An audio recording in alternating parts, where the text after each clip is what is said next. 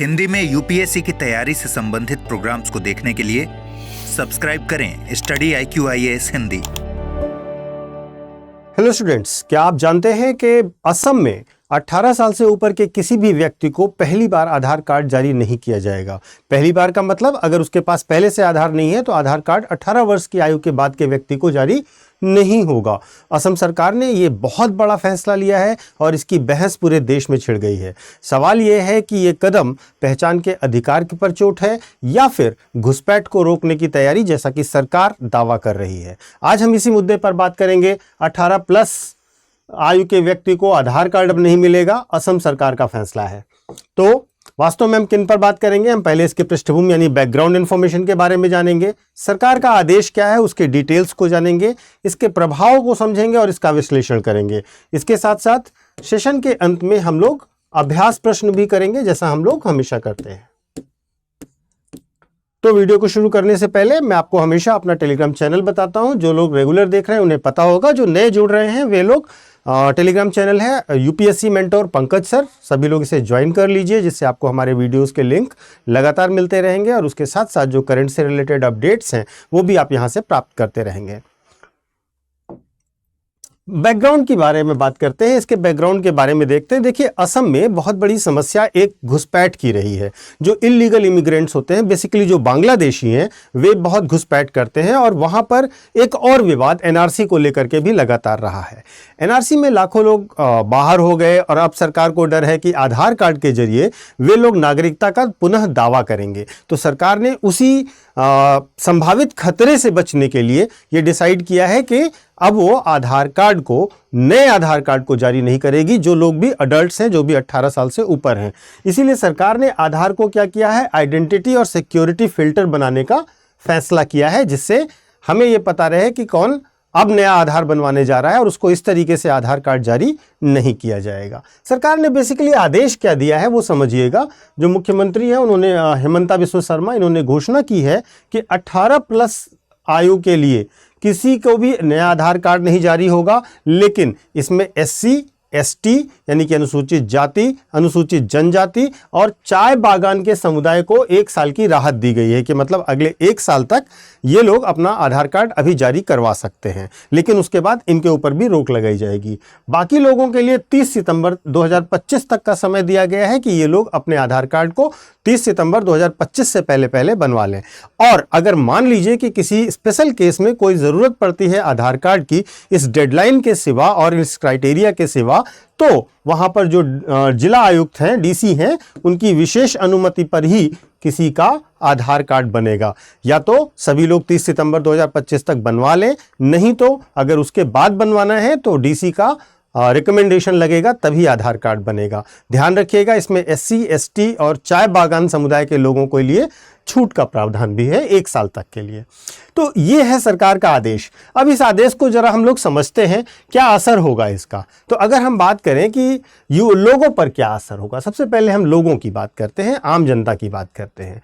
जिन युवाओं की उम्र 18 साल से ऊपर है और जिनका अभी तक आधार कार्ड नहीं बना है, उनके लिए एक बड़ी प्रॉब्लमेटिक सिचुएशन होने जा रही है। आधार के बिना बहुत सारी सरकारी योजनाएं, bank account, SIM card, subsidy, college admission और पासपोर्ट जैसी सेवाओं में उन्हें बहुत प्रॉब्लम्स आएंगी। इसका मतलब अगर वे भारतीय हैं या भारतीय लोग भी वहां पर जो हैं और आधार कार्ड समय पर नहीं बनवा पाए तो उन्हें बहुत सारी मुश्किलों का सामना करना पड़ेगा। सेवाओं पर भी इसका असर होगा। सेवाओं पर इनका असर इस प्रकार से होगा कि जैसे मान लीजिए कि भारत में लगभग हर सरकारी और गैर सरकारी सेवा जो है वो आधार से लिंक हो चुकी है। आपका पैन कार्ड भी आधार से लिंक है, तो आपको हर सरकारी गैर सरकारी सेवा के लिए लिंकिंग का एक इशू आएगा, क्योंकि बिना आधार के आप कर नहीं पाएंगे। और अगर लाखों लोग असम में बिना आधार के रह जाएंगे तो उन्हें ration, LPG subsidy, direct benefit transfer, ऐसी सामाजिक सुविधाओं का लाभ भी नहीं मिल पाएगा। और साथ ही साथ ये गरीब और ग्रामीण इलाकों को वित्तीय तौर पर बहिष्कृत कर देगा, फाइनेंशियल एक्सक्लूजन कर देगा, क्योंकि उन्हें जो बेनिफिशियरी फायदे मिला करते थे भारत सरकार की विभिन्न योजनाओं के अंतर्गत और राज्य सरकार की योजनाओं के अंतर्गत भी, वो भी नहीं मिलेंगे। तीसरा मुद्दा राजनीतिक असर का भी हम देखते हैं। तो यह फैसला सीधे सीधे एनआरसी और CA के विवाद से भी जुड़ जाता है। सरकार का कहना है कि अवैध बांग्लादेशी घुसपैठियों को वो रोकना चाहती है। विपक्ष ये कह रहा है कि असली भारतीय नागरिक भी परेशान होंगे इसमें, क्योंकि जिनके आधार अभी तक नहीं बने हैं, क्योंकि आधार कोई मैंडेटरी चीज़ नहीं थी, तो बहुत सारे लोगों ने नहीं बनवाए होंगे। तो अगर उनका आधार नहीं बना हुआ है तो अब उनके लिए परेशानी के समय शुरू हो जाएगा। इससे आने वाले विधानसभा और लोकसभा चुनावों में घुसपैठ बनाम अधिकार की राजनीति को भी तेज होने की संभावना है। इस फैसले से देशव्यापी संकेत भी मिलेंगे। असम का यह फैसला केवल एक राज्य तक सीमित नहीं रह जाएगा। जितने बॉर्डर एरिया के स्टेट हैं, जैसे कि त्रिपुरा हुआ, बंगाल हुआ, मणिपुर हुआ, वहां पर भी ऐसे कदम की मांग की जाएगी, या तो सरकारें ऐसे ही कदम वहां पर उठाएंगी। जहां पर जाहिर सी बात है विपक्ष की सरकारें वो शायद ये अभी ना करें, लेकिन जो बीजेपी या उसके अलाइज के जो गवर्नमेंट है वहां पर तो ये कदम फिर से शुरू होगा। और ये चीज़ जो है एक तरीके से नेशनल डिबेट को जन्म देगी कि आधार सिर्फ पहचान है या नागरिकता का पैमाना भी है, क्योंकि आधार को सुप्रीम कोर्ट ने भी नागरिकता का पैमाना नहीं माना है। अब इसका थोड़ा सा विश्लेषण, क्योंकि अलग अलग एस्पेक्ट्स पर, अलग अलग वर्गों पर इसके क्या प्रभाव हैं ये तो हमने जान लिए। अब हमें यह भी जानना चाहिए कि इससे क्या बातें निकलती हैं। तो अगर हम सबसे पहली बात करें, संवैधानिक पहलू की बात करें, कॉन्स्टिट्यूशनल बात करें, आधार को 2006 में एक कानून आधार एक्ट 2016 के जरिए लाया गया था। आधार एक्ट बना था 2016 में और उसी के अंतर्गत आधार को लाया गया था।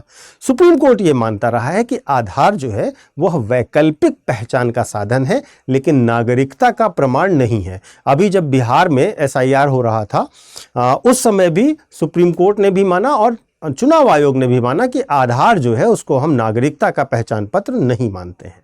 तो ये कोई भी प्रूफ ऑफ सिटीजनशिप तो नहीं है। तो संवैधानिक स्थिति क्लियर है कि आधार नागरिकता का पैमाना नहीं है। लेकिन प्रश्न ये उठता है कि अगर सरकार 18+ आयु से ज़्यादा के लोगों को आधार देने से रोकती है, तो क्या यह right to identity and right to services, दो मुद्दे, पहचान का अधिकार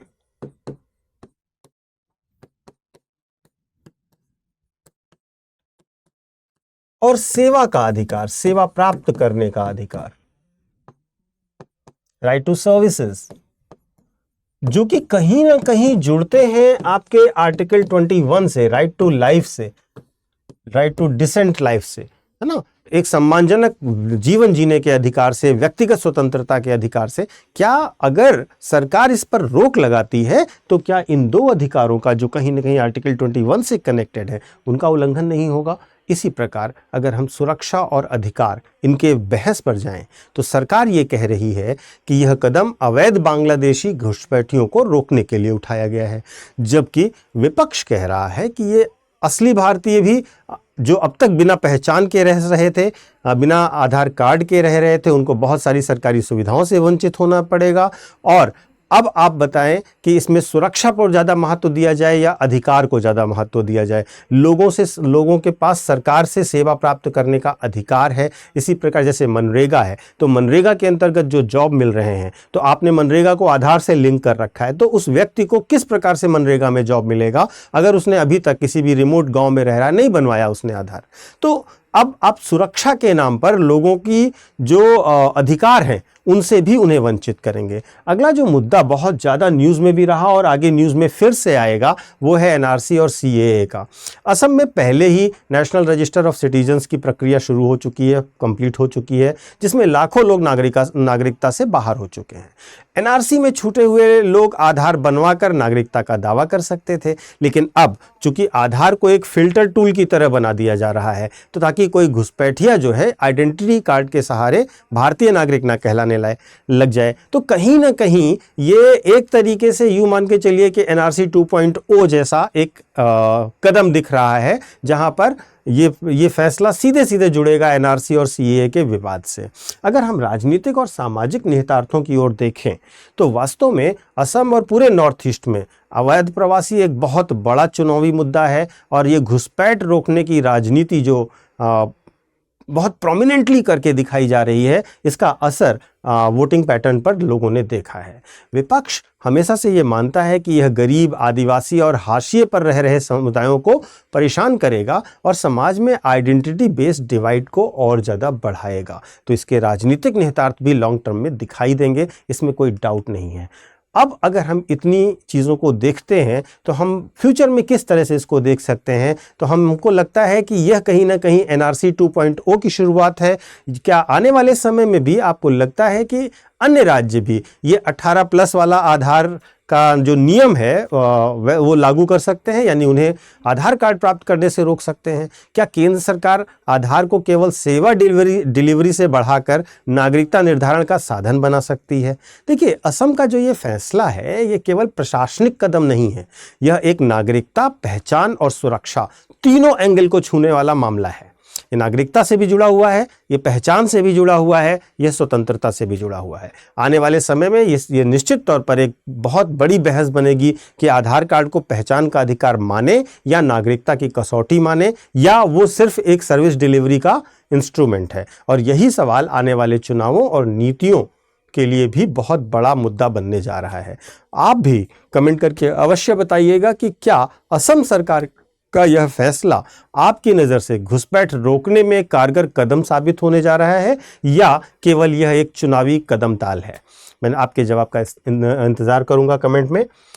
एक महत्वपूर्ण घोषणा है उन बच्चों के लिए जो 2026 का यूपीएससी बैच लेना चाहते हैं और यूपीएससी टारगेट कर रहे हैं। उन सारे बच्चों के लिए बड़ा अनाउंसमेंट यह है कि 22 अगस्त से है मॉर्निंग में हमारा बैच शुरू हो रहा है, और जो बच्चे भी अभी तक कोई बैच नहीं लिए हैं, किसी भी बैच को ज्वाइन नहीं किए हैं, उन सारे बच्चों से रिक्वेस्ट है कि एज सून एज आप जल्दी से जल्दी इसको ज्वाइन कर लीजिए, क्योंकि ये बहुत ही डिस्काउंटेड रेट पर आपको दिया जा रहा है। मात्र 9,999 रुपये का दिया जा रहा है, और इस बैच में आपको 18 बुक का पूरा सेट दिया जाएगा, प्लस आपको मेंटोरशिप फ्री दी जाएगी। मेंटोरशिप का मतलब आपके पास एक मेंटोर अलॉटेड होगा जो आपकी प्रॉब्लम्स को सॉल्व करेगा। मेंस की राइटिंग प्रैक्टिस अलग से होगी, प्रीलिम्स का रिवीजन प्रोग्राम, मेंस का रिवीजन प्रोग्राम, दिल्ली में रह करके रेजिडेंशियल प्रोग्राम्स भी इसके साथ फ्री में अटैच हैं। तो आप एक बार पूरे कोर्स को विजिट करिए। आप हमारे ऐप पर इसको देख सकते हैं, हमारे जो वेबसाइट है उस पर भी विजिट करके देख सकते हैं। आप हिंदी माध्यम में, इंग्लिश माध्यम में या इंग्लिश में कोई भी बैच लेना चाहते हैं तो निश्चित तौर पर इसको ज्वाइन कर लीजिए, क्योंकि ये बहुत बड़ा ऑफर है आपके लिए। आप इसको जल्दी से जल्दी ज्वाइन करिए, क्योंकि अब आपको अगर 26 देना है तो अब आपके पास समय निश्चित तौर पर बिल्कुल नेक टू नेक है। बिल्कुल थोड़ा सा समय है, उसको बहुत अच्छे से यूटिलाइज करेंगे तभी 26 का रिजल्ट आएगा। महत्वपूर्ण यह है कि आपको यह फीस केवल तब देनी होगी जब आप इस कोड का इस्तेमाल करेंगे। जब आप ऐप पर जाएंगे तो आपको यह कोड वहां पर पूछेगा कि कोई कोड है आपके पास, तो आप इस कोड का इस्तेमाल करिएगा, PK Live। अगर आप इस कोड का इस्तेमाल करते हैं स्टडी IQ के किसी भी कोर्स को खरीदने में तो आपको मैक्सिमम डिस्काउंट दिया जाएगा। ठीक है, तो ये कर लीजिएगा। अब आते हैं क्वेश्चन के सेगमेंट पे।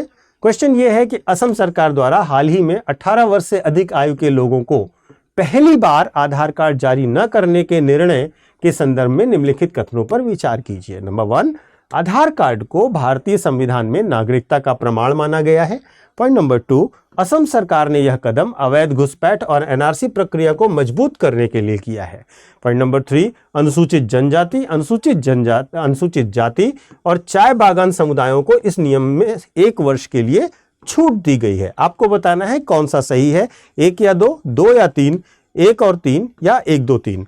आप सभी लोग कमेंट करके इसका जवाब अवश्य दीजिएगा। आपके कमेंट्स का इंतजार रहेगा। Thank you so much. Hindi में यूपीएससी की तैयारी से संबंधित प्रोग्राम्स को देखने के लिए सब्सक्राइब करें स्टडी IQ IAS हिंदी।